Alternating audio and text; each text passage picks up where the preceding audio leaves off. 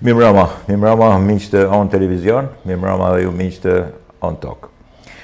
Sonte kam me të vërtet nderin edhe njëkohësisht kam edhe një lloj satisfaksioni e gëzimi që kam për disa të herë, por në një distancë kohe, një ish koleg, po edhe kolegë edhe sot, pjesë të trashëgimisë kulturore, një nga njerëzit që prezanton këtë lloj trashëgimie në mënyrë të shkëlqyeshme ose Ndeqim Liga.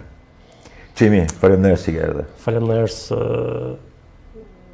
për ftesën, përshëndes të gjithë telespektatorët dhe do t'ju shpalosim një pjesë të asaj punës tonë që konsiston në pritje për cilën e njerëzve në një muze të caktuar që për nga frekuentimi është mund të jetë i rëndësishëm. Patjetër që është i rëndësishëm tonë, por edhe më tepër. Patjetër. Qimi, unë në tras Qimi, sepse është kolegi vjetër jemi, Ndeqim Liga, është përgjegjësi i muzeut Kështjellës. Sigurisht është pjesë e muzeut historik të Shkodrës, por Qimi tashmë ka vite që bën pikërisht këtë punë, sipas meje fantastike të prezantimit historisë pikërisht aty në atë kapitineri ose në atë muze. Qimi, pyetja e parë sa vite tu bën dhe kur e ke filluar dhe më thuaj impresionet e kësaj distance të madhe kohe. Po, ja, kur kam shkuar për herë të parë për shembull, kanë kënë vazhdojnë hala bombardimet e Kosovës, kur kam marrë absolutisht në ngarkim. Pastaj që bëha me fjalë regjistrin e parë të numrit vizitorëve ne kam të 2002-shit. Që është pastaj vazhdojnë në vite për me kuptuar fije intensitetin e punës. 2002-shin janë vetëm 1320 vizitorë. Ndërkohë që 2011 ka 2012 ka rreth 13000 vizitorë dhe viti që lam pas 2025 ka pas 27800 vizitorë. Pra është një ritëm punet kështu një rritje punet e madhe, një ritëm punet njerëzit janë nga më të ndryshmit, puna aty është sa vështirë është aq edhe e bukur. Është vështirësia është sepse në një vend të veçuar.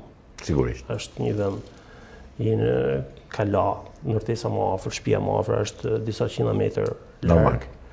Edhe gjërat më elementare mund të muhen nëse nuk i parashikon. Po kur vjen mësohet njëri, pastaj ashtu është. Ndryshojnë gjërat. Kur kam shku për shembull, gjëja më e vështirë për mua ishte se nuk mund ta imagjinosh që në fund javë mos me kanë nëpër Shkodër, po me kanë punë. Bukur. Ndërkohë që unë sot ndihemi privilegjuar sepse kur janë tanë punë unë jam pushim ditën e hanë që e kena. Që e kanë muzet.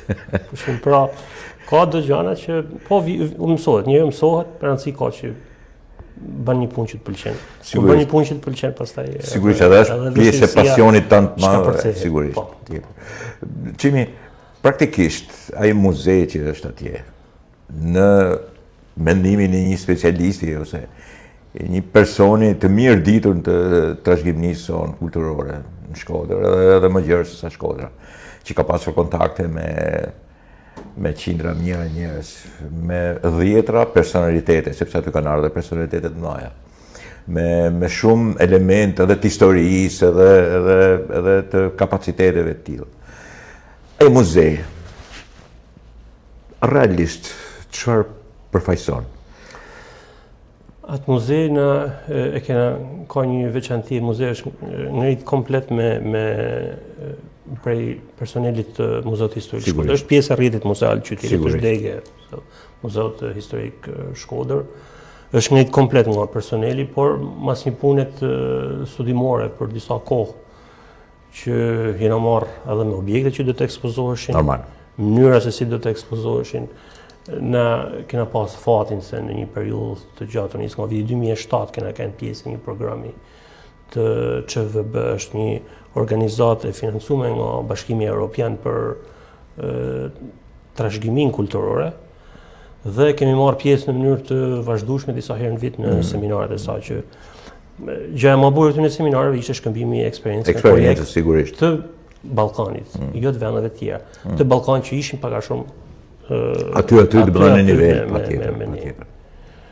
Dhe ky muze përfaqëson është një muze me fjalë që për çdo periudhë të historisë së qytetit dhe kalas si strumullari i qytetit ka objektet më përfaqësuese, më të veçanta që e dallojnë prej pjesën reperteve të qytetit.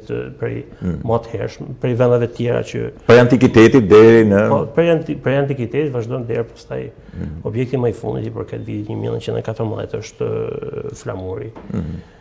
Dhe gjithë këtë harkohor është një ekskursion në histori që i shkput njerëzit nga realiteti i përditshëm, që për dikë është i mirë, për dikë është stresues, dhe i fut në një botë soft që vjen nga antikiteti në mënyrë lineare deri në periudhat deri në momentet e fundit kur kalaja është përdor. Muzeu është diçka e domosdoshme për një jo vetëm për atë vend, sepse ajo është vend muzeal, pra është muze natyrë dhe duhet të pas edhe një embrion. Por edhe për një komunitet, edhe për një bashkësi, muzeu është diçka e cila mund kthehet në një epicentër pozitive. Praktikisht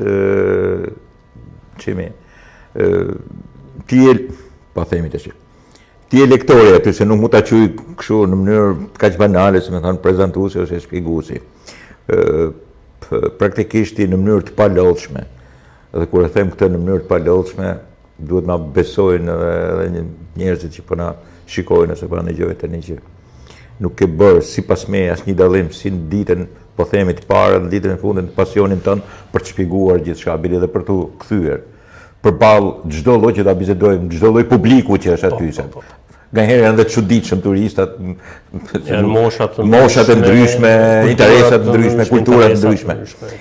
Por ai që është lektori, ai që i shpjegon, jeni ju. Tash çimlika i atyre viteve dhe çimlika i këtyre viteve, por në përgjithësi ndryshimi i raporteve në kohezionin që thonë shoqëror, të atyre që vinë dhe atyre që janë, por dhe interesit. Ka ndryshuar gjë qemi apo thjesht kemi evolucion në kohë dhe kaq? Duhet kena parasysh një gjë që arrit numri dhe nuk mund të saqto që kena punojës në dispozicion.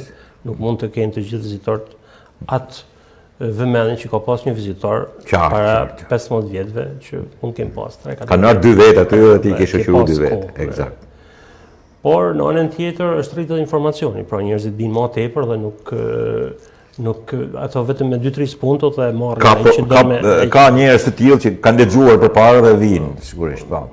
Objektivi jonë është me dhënë maksimumin e informacionit. Normalisht. Për atë sa kenë në dispozicion. Përveç kësaj, muzeu ka dhe ato mjetet mëimse, pra janë didaskalit, janë përshkrimet për çdo objekt, sidomos për objektet më të rëndësishme që kanë përshkrime që mund të lexohen shumë më të hollësishme dhe për më tepër kush do me ditë e sqarojmë. Po të ecim në pjesën e timeline-it kohës aty në atë muze.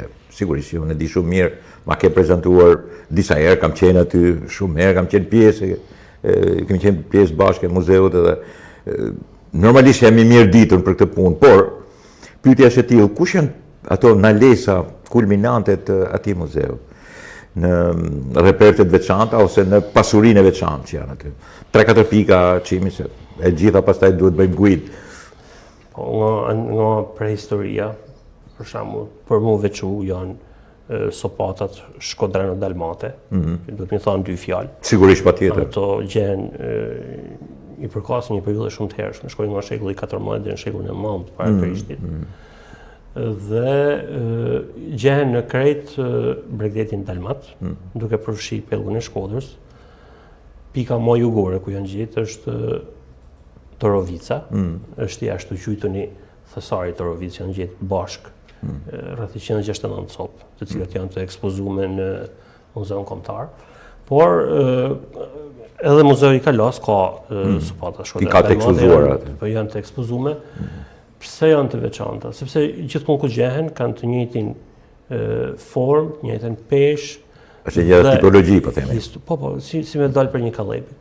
Dhe është bronz, është aljash, por bakri është i marrë nga minierët e Bosnjës. Dhe e veçanta është se nuk janë sopata, duken si sopata, po janë mjete shkëmbimit. Pra një periudhë pa pare, por njerëzit i kanë përdorë. Pa jemi në periudhën e bronzit, nuk ka dalë hekuri akoma. Nuk ekzistonte monedha. Dhe nëse kishte një prodhim ishte mjet shkëmbimi, sigurisht. Me tepri, mall. Ai do ta shitte, do ta jepte në treg, në këmbim do të merrte sopatat, që do t'i Kjo sopat bën dy ok, si më thanë miell. Momenti kur kishte zi buket, do të shitte sopatat për me mjetu. Pra, këto duhet më përmend. Pse përmenden edhe për arsye tjetër, sepse kallëzojnë edhe një hapësinë ekonomike. Pra janë të përhapura në Shkodër është pjesë aktive e një hapësine ekonomike që i përket Bregdetit Adriatikut Lindor. Sigurisht. Bregdetit të sotëm të Malit Zi, të Kroacisë deri. Derisa ngjite sipër, eksakt. Pra është në marrëdhënie ekonomike me këtë hapësinë.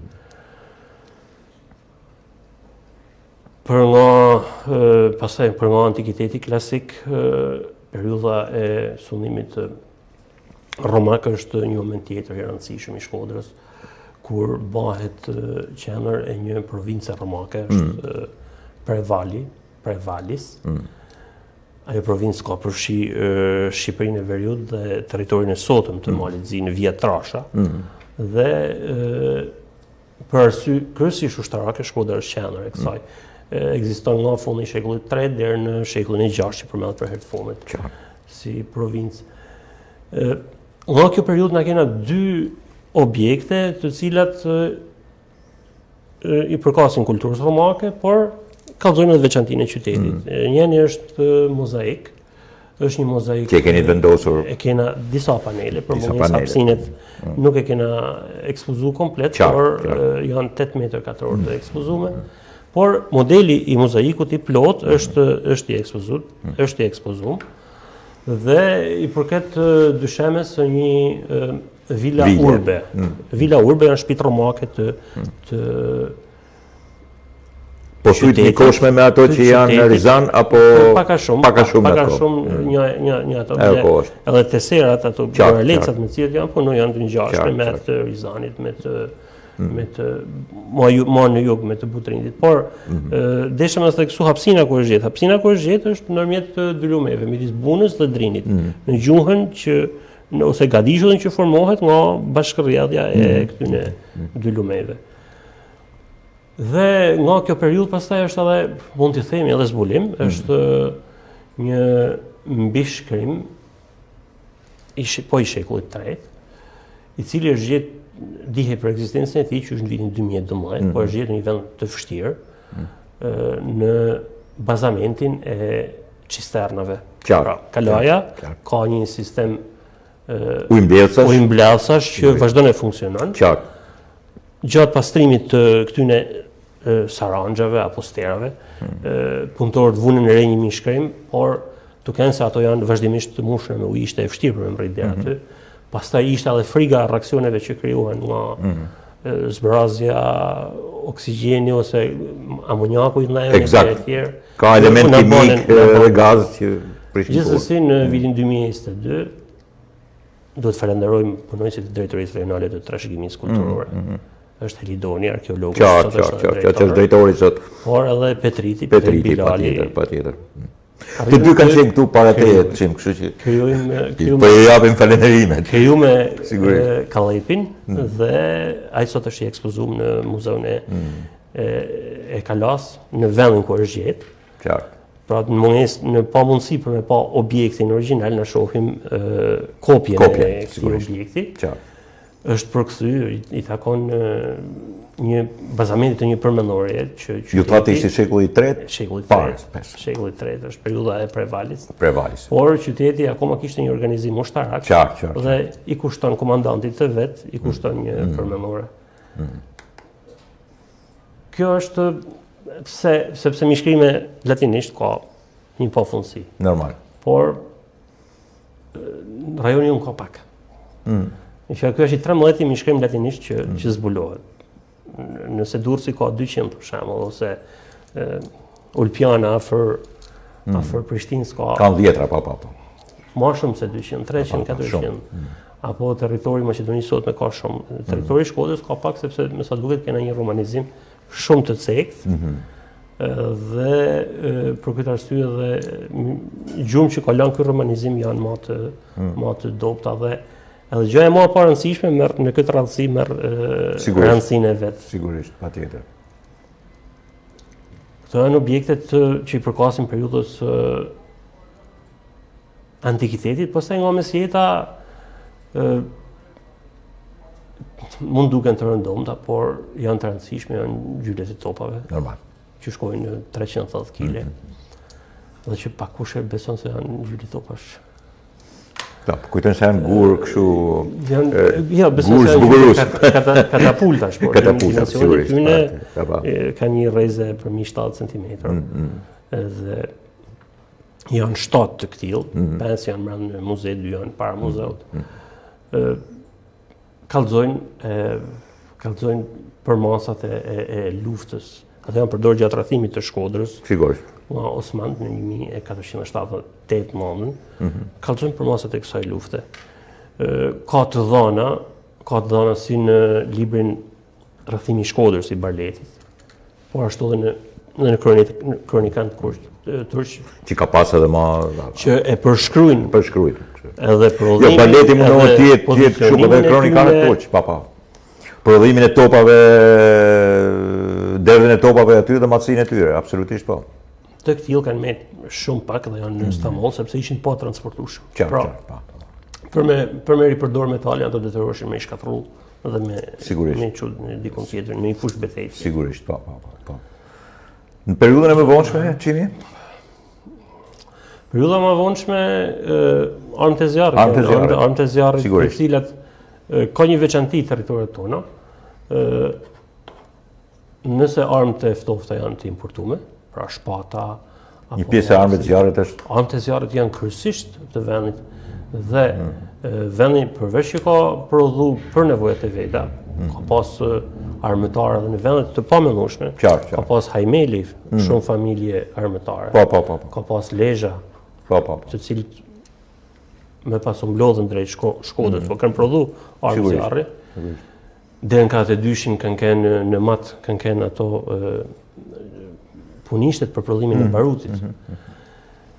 Armët e zjarrit janë të vendit dhe janë eksportuar. Mund të thëmë eksport sepse merret të njëjtit qytet kanë shkuar, pra nëse janë prodhuar në Shqipëri dhe janë shit në Bullgari, dhe Bullgaria ishte brenda Kosovës e Perandorisë Osmane, por ama vendi prodhote për nevojat e veta dhe eksportohet. Pra armën e kemi prodhuar. Mos i duket çudi sot se mund të kemi tendencën e prodhimit të armëve. Ne kemi prodhuar gjithmonë armë. Kjo është e vërtetë. Kanë vazhduar sa për kuriozitet, ato kanë vazhduar të prodhojnë deri në 750-ën dhe kanë merrit armëtarët tonë deri në 870-ën me prodhu çdo armë që prodhoi në prandim. Pastaj zhvillimi industrial bani që zejtarët tonë mos me mjek prodhuesit të prodhimor. Ato një pjesë të armëve ti dini kam pas dikur në arkimun të arkivi. Ato janë në fondet e muzeut. Sigurisht janë në fondet e atjeshme. Janë ekspozuar dhe diku tjetër, po pjesa e armëve sigurisht është një nga elementet më interesantë. Dhe kjo që sa po shpjegove tash bie tjetër edhe akoma më interesante sepse sigurisht duhet të tregojnë që edhe zeja, sidomos kjo lloj zeje ka qenë zhvilluar jo vetëm për zbukurime edhe në pazarin e Shkodrës, në këtë lloj drejtime. Aty është bë edhe një farë mënyrë tregtia deri kohët e fundit. Pjesa e Bushatlive, Çimi, ose pjesa e Pashallekut, deri me vilajetin, po themi. Çfarë ka atje në muze? Problemi nga kjo periudhë, kjo është periudha në të cilët që i përkasin këto armë. Sigurisht armë, patjetër. Mesjeta e vonshme. Por memoristika ose kultura konservimit e ne shqiptarëve nuk është fort për objekte të mirëfillta nuk kena në këtë periudhë. Edhe është shfaros, sidomos edhe për armët, ajo pjesë aty e Bushative prej 1913, sigurisht. Kanë shkuar një pjesë, edhe një pjesë të atyre armëve, unë i kam gjetë në Cetinj, të muzeu i tyre, në mënyrë shfaqate fare, aty i kishin nxjerrë për me tregu që ja, e kemi marrë. Pushtimin malazes që ka zgjatur pak kohë, ato janë kujdes për e marrë të gjitha trofet që ruheshin në Kalat Shkodrës. Në Kala ruheshin në një mënyrë ndoshta jo të mirëfillt në formën e një muzeut, trofet që kishin marrë ushtrit e Shkodrës, flamuj luftara, armë të tjerë, dhe ato plaçki. Ajo periudhë kohë është e pasur në muzeun e Cetinjës, muzeun e tyre, prej grabitjes që kanë bërë në mos e vërtet kjo punë. Bashkë me skalpin, bashkë me të Karamanmut Pashës, bashkë me imazhin e tij me formën e fytyrës. Të gjitha bashkë janë aty një pasuri e shkëlqyer që sigurisht duhet të jetë këtu venesh ato. Ai humbi jetën në Maltëzi dhe për këtë arsye është edhe ajo forma atje. Por nga objektet më vonshme pastaj muzeu mbyllet me flamurin. Sigurisht. Është i vitit 1914, është normal vjetrit. Flamujt të Shqipërisë që vazhdojnë me ekzistu. Normal. Edhe është një pasuri, është një pasuri e vërtet. Me sa diun para vitit 1918 ekzistojnë vetëm 6 flamuj. Një nërtasht edhe kjo. Është një veprim fantastik i pasjes, një dhurat fantastike. Flamuj që bashkia ka ngrit në Kala, kur qyteti u morë në dorëzim në 14 maj 1914 më falni, me 11 mars 1914 nga Gjandarmeria Shqiptare. Dhe ishte guvernatoriate, ishte forcat shumë komçet edhe internacionali, kështu e quhenin në atë kohë, në këtë rast. Po qimisht, vajtja në këtë lloj muzeu të jep atë pikërisht atë që i themon njësinë kohore në kalimin kohë, siç e shpjegove ti shumë mirë, të fut të nxjerrë nga ajo suaza që ke ardhur, po të fut në një moment tjetër. Është detyra. Edhe në origjinën e vet muzeet kanë lindur për këtë arsye. Sigurisht. Fut njerëzit në realitet. Patjetër, më shkput pak. Kanë dhënë një fut në një realitet tjetër që ta kenë parasysh edhe atë realitet. Nuk është i ndarë nëse ti rregullon muzeet sigurisht, anën muzeale të tyre. Për të sqaruar më vonë turizmin edhe turistat edhe turizmin historik, çimi, po të pyes për aktivitetet që keni pas. Jo vetëm atje në kështjell, por edhe në muze. Aktivitetet. Për t'i dhënë një respekt edhe punës që bëni edhe për aktivitetet. Në muzeun e Kalas është viti i dytë që organizojmë një trajnim të veçantë, titullohet Eja në muze. Është një trajnim me nxënës të shkollave dhënvjeçare, ku sqarohet nga pikpamja, me fjalë, spunto ka marrë nga fakti se zakonisht fëmijët kur i pyetshim e dini çfarë është muzeu, çoheshin supet përpjet, nuk kishin një definicion. Nuk po thojmë për ato që nuk e kanë të gatshme. Janë 10-15 vjeçë, por edhe deri 14-15 vjeçë nuk kishin një ide, ose i pëshin një përgjigje evazive. Pra, përditshmëria i ka bërë me kanë larg kësaj bote që ka veçantitë e veta dhe dobishmërinë e vet. Dhe për këtë arsye e organizuar që edhe me ditë çfarë është muzeu, si organizohet, sa lloje që kemi muzeet, por edhe me ditë se si mund sjell muze. Qartë. Është një ambient publik i veçantë, ndërsh nga po themi ne rruga apo ndërsh nga një teatr apo ndërsh nga një stadium, muzeu ka veçantitë e veta që e bajnë edhe sjelljen brenda atij, e bajnë më specifike. Tjetër në veprimtaritë tona, edhe të përfshirë muzeun qendror, janë 2 ekspozita që kena bërë, një në vitin e kaluar, në rastin e 28 nëntorit, ekspozitë vetëm me një lloj objektit me jelekt. janë ekspozuar rreth 48 jelek, të cilët i përkiqin brezave ose më shtresave të ndryshme, pra si të pasun, si të varfën, si musliman, si katolik, por edhe rajoneve të ndryshme. Megjithëse shumica ishin të qytetarë dhe periferia. Të Shkodrës na kena derë të Gjakovës, kena të Malit të Zi, të zonës së Tiranës, pra edhe krahinave të ndryshme. Krahinave të ndryshme. Dhe një që ka marrë më tepër vëmendje, po ka pas edhe ka kanë edhe një punë e vështirë për ne, ka kanë në 2024 një ekspozitë për armët. Që u zhvillu edhe ajo në tetor, në muajin e pavarësisë, në nënor, në muajin e pavarësisë, me armët artizanale që janë në muzeun e Shkodrës. U ekspozuan rreth 30 armë zjarri dhe 12 armë të ftohta, të prodhuar në mënyrë artizanale të pak a shumë të viteve 1700, fillimi i viteve 1800. Edhe kjo njalli shumë interes për faktin e mjeshtrisë të Stockholmit, me cilë ato ishin të prodhuar. Qimi, kur kam pas këtu në emision, tamam aty ku jeni ju, në vendin ku jeni ju,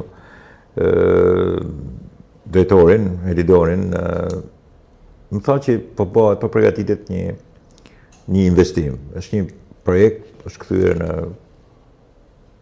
është tenderuar, nuk e di, kanë mbaruar gjitha, edhe për rregullimin edhe të parkimit, ujit, disa elementeve të por unë jam i interesuar shumë, sepse e di që jo vetëm ti, po unë e gjithë kemi ankesë pak a shumë për kapitenerinë, aty pikërisht ku është edhe muzeu, se duhet kap në dorë në rrjedhje, nuk e di. Është parapar kjo, apo duhet marrojnë të gjitha ato dhe që të rregullohet një farë mënyrë? Ajo është një ndërtesë e përsosur për muze. Sigurisht, po, patjetër. Për disa arsye kryesore është sepse marrë një temperaturë konstante në mënyrë natyrale. Qartë. Çka vun tash? Tash ajo ndërtesë vun nga lagështia. Është kapitaneria, quhet kështu sepse i përket në origjinë është rezidenca e kontkapitanit. Sigurisht. Guvernatorit të periudhës veneciane. Pra, Loredano se po edhe për patjetër. E 600 vjetëve përpara. Patjetër. Nëse këto janë emrat mëdhenj, ato kanë qenë disa që janë ndruar mas njëri tjetrit. Dhe projekti parashikon që më bë hidroizolimi i ndërtesës që sot është kapitaneria, muzeu i Kështjellës. Dhe përveç kësaj edhe përmirësime në fasadë. Pra, shiomatësit ka vepru përmi faqatën e jashtme. Pastaj do t'i hapet rruga edhe ndërhyrjeve në Mrelli. Masi të mbyllen këto, se sigurisht nuk ka kuptim. Por t'jetë bëhe përsosur për një muze. Që mos t'kulloj, mos t'ketë ma element tjilët edhe të nërishë objektet, po asë një farë friget se po dëmtohen nga agjentet atmosferik. Kjo është mas e qartë.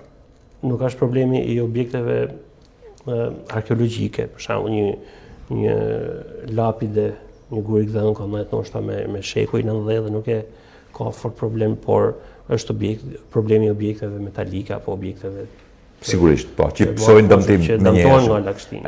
Absolutisht, është masë e vërtetë.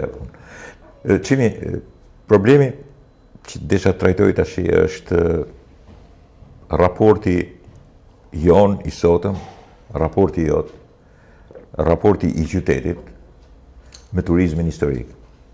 Sigurisht je një pjesë e turizmit historik, Shkodra është akoma më tepër, është vetë Kalaja aty, janë muzeet, është vetë Shkodra, janë shumë elementë tjerë që i dim tashmë. Po flasim edhe këtu. Me turistin e ri, me kapacitetet e tyre dhe ndryshueshmërinë që kanë në kohë, me sasinë, sepse sigurisht këtu kene ka ardhur një turizëm, ka ardhur një moment i turizmit masiv. Ju e dini mirë këtë punë. Turizmi masiv është i mirë në fillim, po bën edhe dame, sigurisht është i tillë. Ai elitari sigurisht paguan më para, apo është më pak, kupton. Por aty nuk mund ndalohet asnjë, aty do hyjnë gjithë normalisht. Çfarë mund të thuash pikërisht për këtë moment edhe për jo vetëm muzeun tonë, por në përgjithësi edhe për Kështjellën?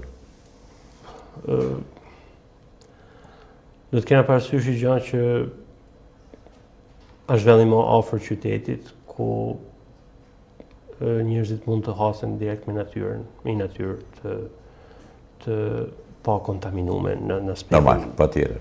Fjala zbret në shekujt e përparë kur kalon në për ata rrugica që janë shtruar para 300 vjeç. Edhe në një farë kuptimit edhe që duket vedi e pa sikur pa drejt që të privosh kënd.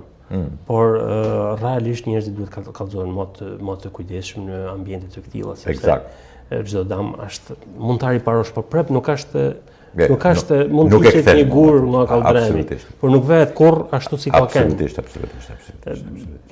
Prandaj e para dhe e dyta, Kalaja është një vend ku njerëzit kërkojnë qetësi.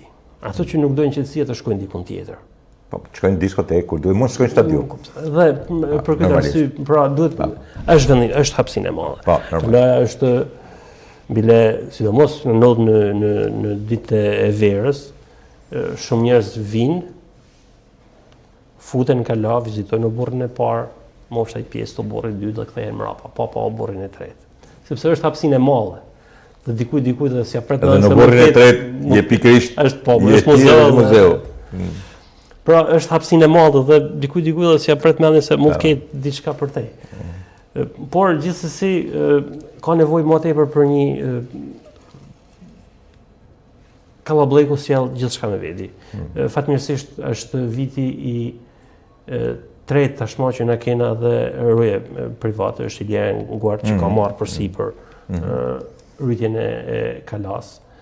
Dhe me thënë drejtën na kanë dhënë një krah. Na kanë dhënë një krah sepse kur shohin njerëzit dikend me uniform, ato do të jenë më të kujdesshëm edhe në sjellje me personelin apo në sjellje me sepse duhet të themi drejtën ka edhe turistë që dalin jashtë normalisht. Ka gjithfarë. Jashtë edukatës ose jashtë një lloj ekuilibri turistik futen nëpër si në çdo vend të botës, jo vetëm tek na. Por me sa duket aty Kalaja përveç anës mbrëmshme që ka për mbrëmje, ka edhe një anë tjetër që për mua është 40% e vlerës saj, mos më tepër, është pamja që të ofron për rreth. Pra ke një shumëllojshmëri, ke ujna, ke kodra, ke fusha, ke liqenin. Janë malet mane. Është larmia e kësaj që në 360 gradë omni është një pamje fantastike, sigurisht, patjetër. Dhe mjafton mendoj të gjyqësorët dhe porta kryesore dhe po njerëz që zbresin. Të gjithë pa përjashtim janë të gëzuar. Pra ka bë mirë nga ana shpirtërore nuk zbresin përzitur kurrë. Megjithëse mund të jenë lodh. Ajo është pjesë pastaj. Çfarë bën kur vjen vera? Mirë, kohë e keqe, çimi se edhe mund mos njitet ose ja kështu. Po në gusht edhe pjesë të korrikut nga ora 1 deri në 3-4 çimi. Ka kështu të vendosur të mëdha që e bëjnë këtë punë. Ka edhe fatkeqësisht, në thënë drejtën.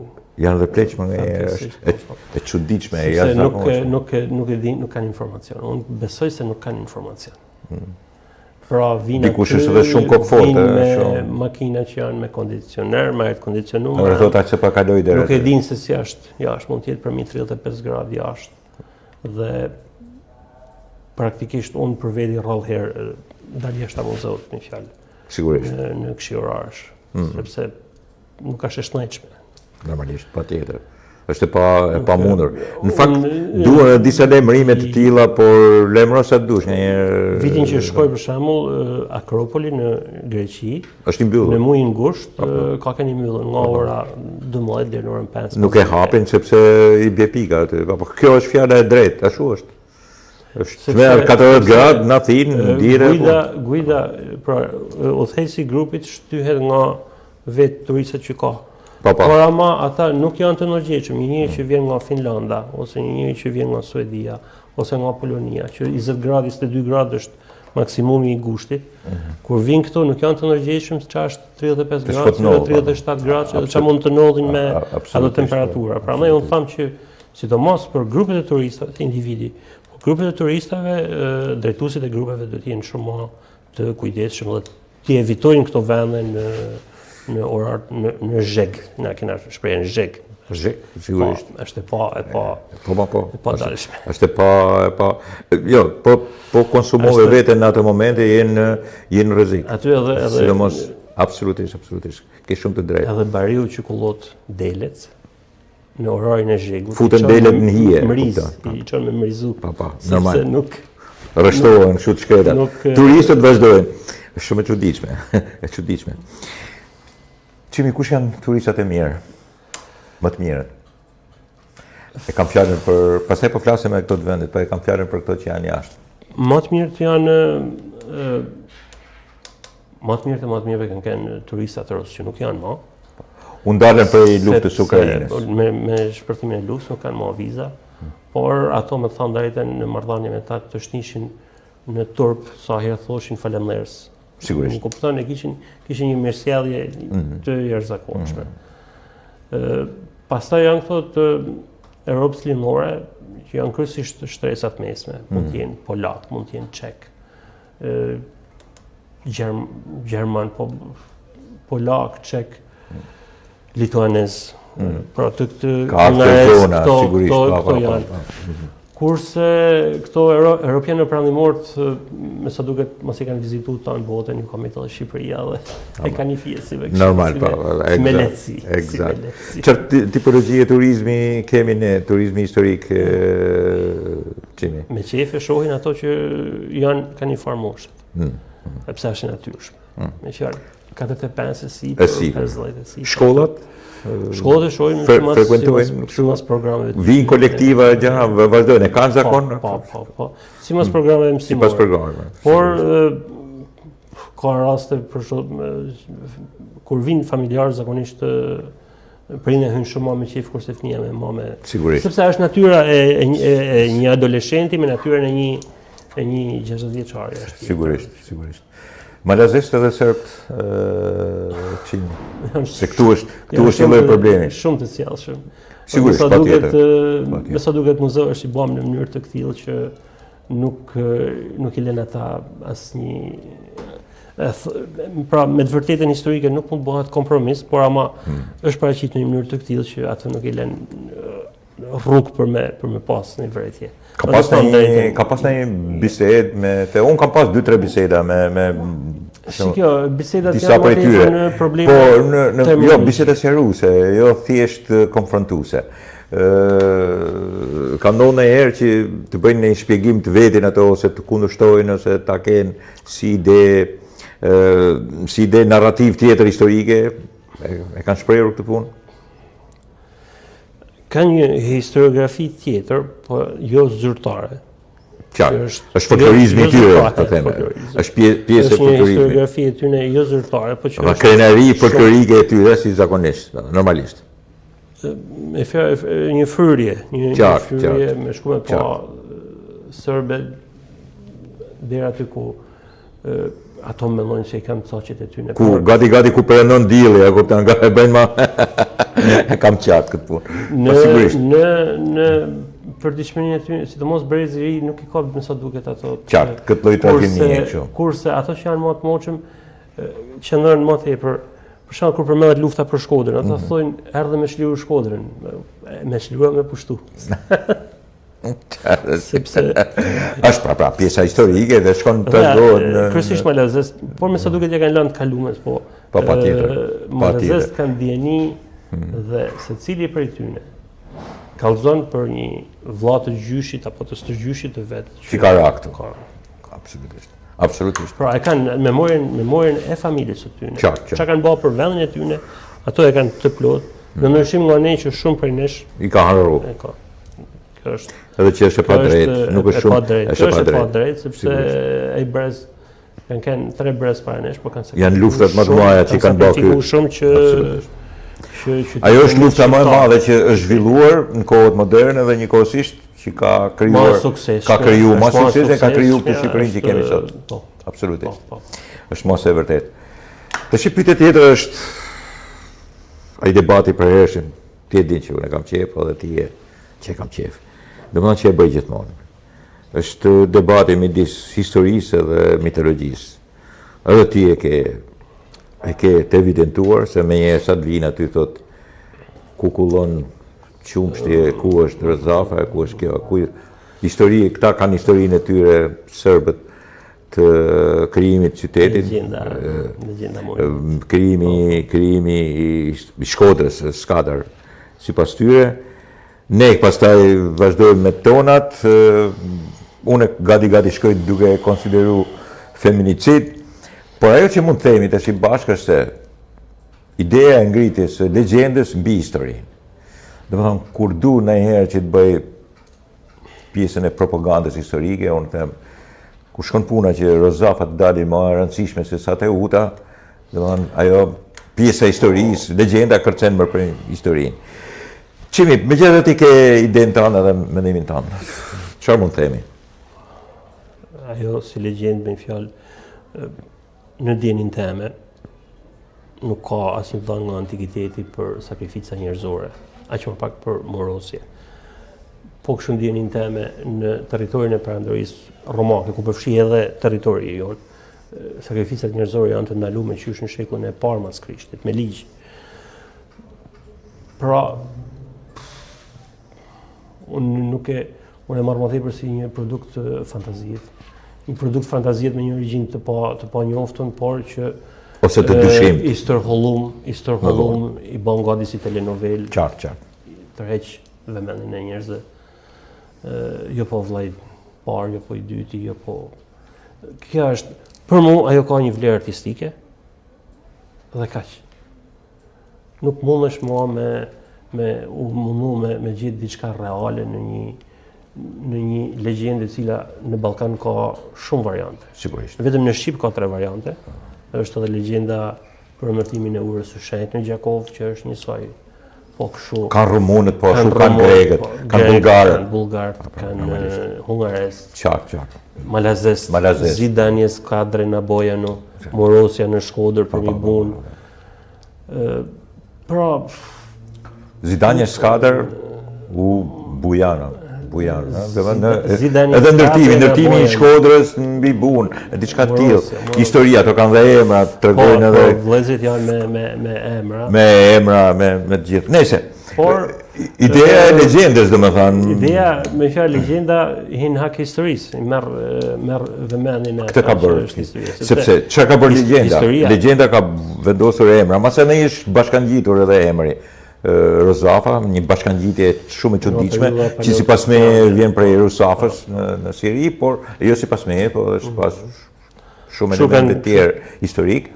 Dhe ka përcen mirë, po ç'ndodh me legjendën vendosen emrat, me legjendën bëhen dramat, me legjendën bëhen vjershat, poemat, thurret filmi kjo. Ndërkohë që realiteti historik. Ndërkohë që historia mbetet aty bile.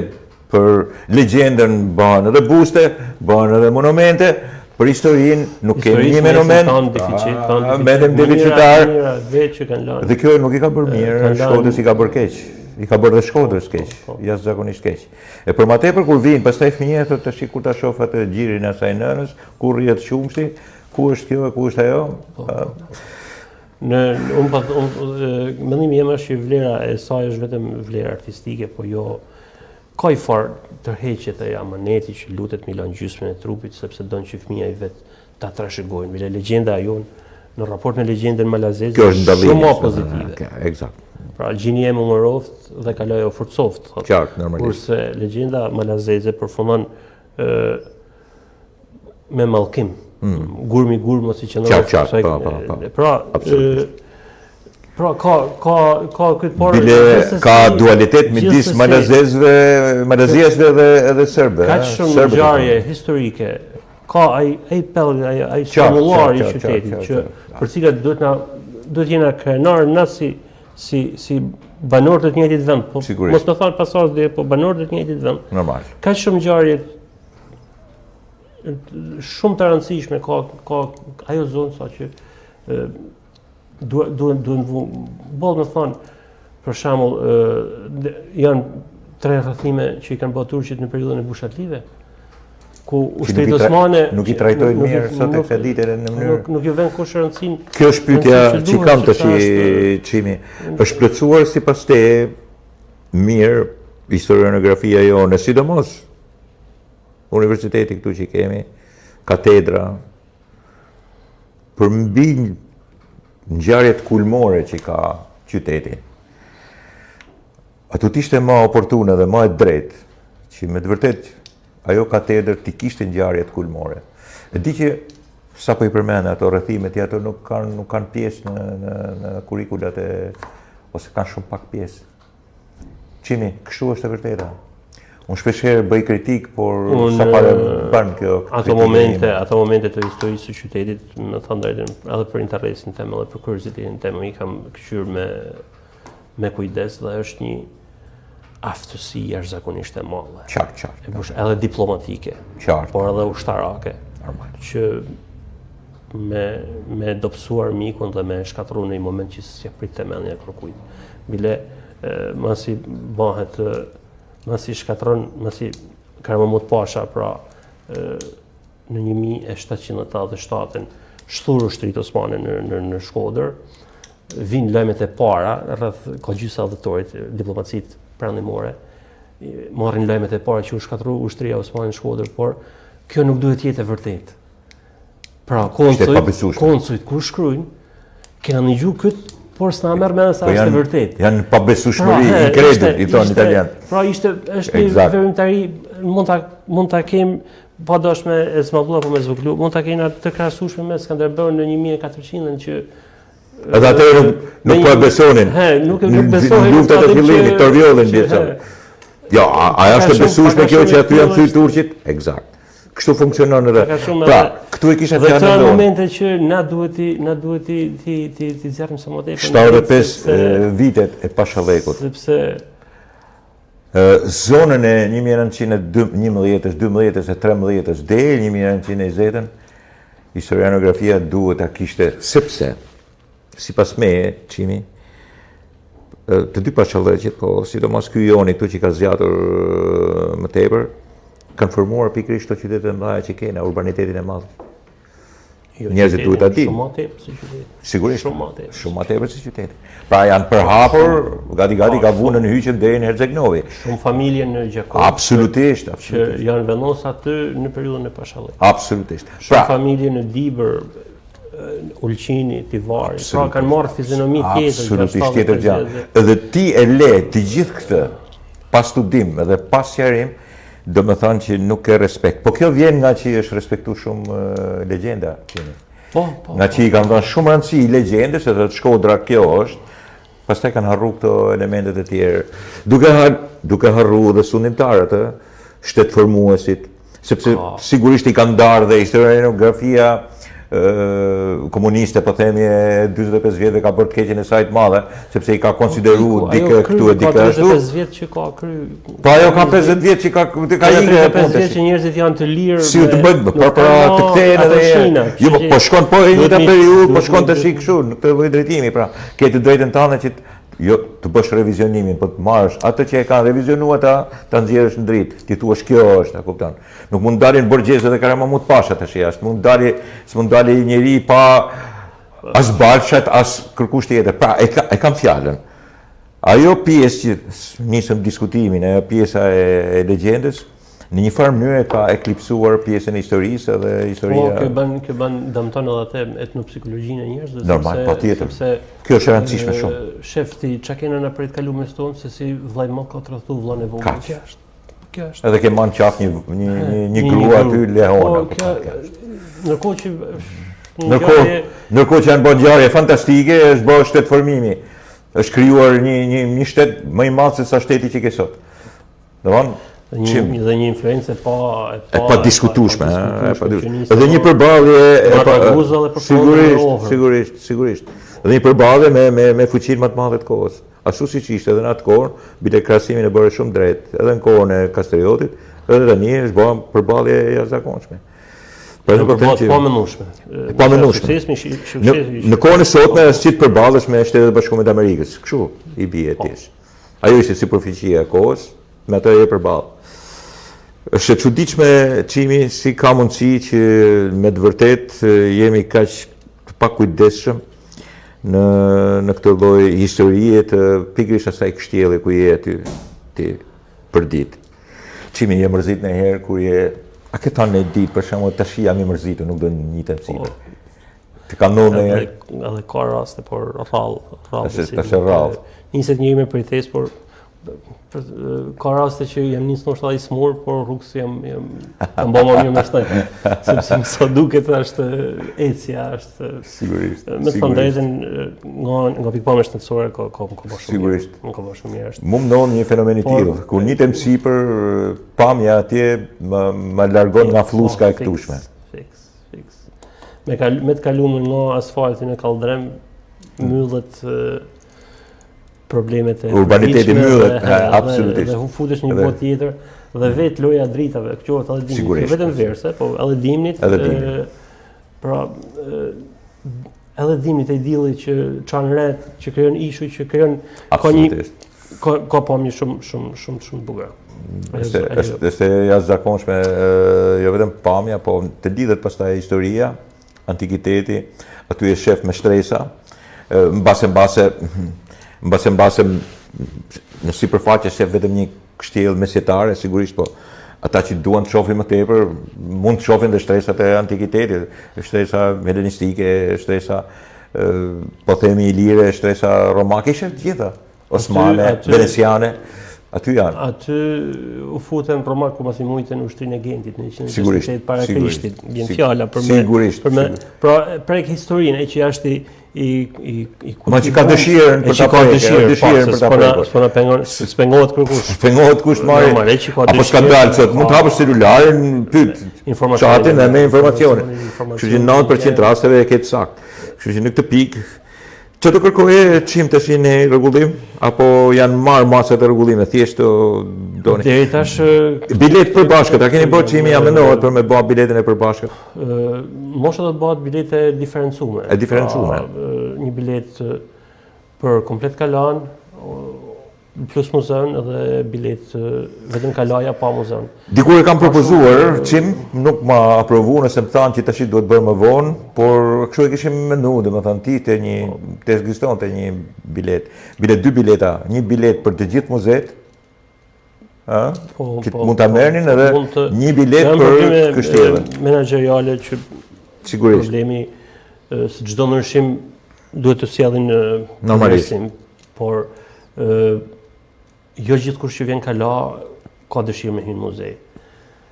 Dhe është për muze. Ka për shembull njerëz që vinë nga shumë larg, që nuk kanë as lidhje me kulturën shqiptare dhe ato e quajnë të tepërt me harxhu kohë dhe fare për një muze dhe kënaqen me pamjen e jashtme. Absolutisht. Globalizmi tash ka bërë që të na vinë njerëz prej gjithkohë, jo vetëm nga vendet të afër që me hir apo hir ka një farë lidhje me kalumet koreane praktikisht spanjoll linja mesme. Pra njerëz të cilët kanë pak lidhje me historinë e këtij vendi, ose edhe shqiptarë që mund ta kenë pa një herë, 2 herë, 3 herë dhe ju intereson kaloja si një vend relaksit, po jo si një vend historik. Pra ato nuk kanë pse të paguajnë më tepër për me vizituar dhe diçka që nuk Kështu besoj të kishte me kanë më. Ka shumë vende bota që funksionojnë me biletë të diferencume. Po ka bileta diferencume dhe bileta e përbashkët, ai që do me ble biletën e përbashkët mund ta ble ti bën më lirë.